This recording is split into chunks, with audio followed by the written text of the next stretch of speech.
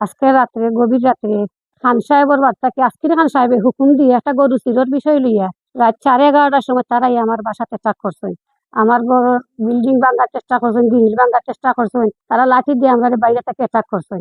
আমাদের বেটা মানুষ কেউ বাসাত নাই, শুধু আমরা মহিলারা 5-6 জন আসলাম।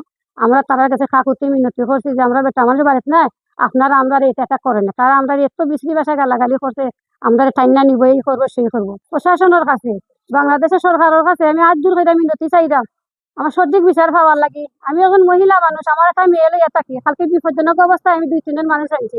আমার মেয়েটা এলেন বাসায় একা থাকি, আমার বাসায় কালকে রাত্রে আক্রমণ হয়েছে। আমরা সুস্থ সঠিক বিচার চাই আপনার কাছে। 2 থেকে 250 জন মানুষ, আমার উঠানো জাগ হয়েছে না, আমার রৌদ্র জাগ হয়েছে না। এরপরে দেখো আমার একটা কৈফল গাছ আছে, অটো তারা খাচ্ছে খার গোষ্ঠীর আজকের খার মানুষ যে জাউলের মাধ্যমে কথা না, ওই জাউলে গরু লিয়া যায় কি, ও তারা কইছে তুমি গরু না, ওখানে কয় তার গরু। যে আজকের খা এটা কইছে যে দুদিন গরু সারার পরে যার বাড়িতে যাইব তার গরু, গরু সারার পরে এই আবরুমের বাড়ি গরু চাচ্ছে। এরপরেও তারা আমার চাচার বাতার মাঝে বাড়ি মাইরু মানে মাই শুরু হয়ে গেছে। ও মাই শুরু হওয়ার পরে 2 ভাই দি তারা আমরা এরা বাড়ি ঘর সারিয়ে দিছেন।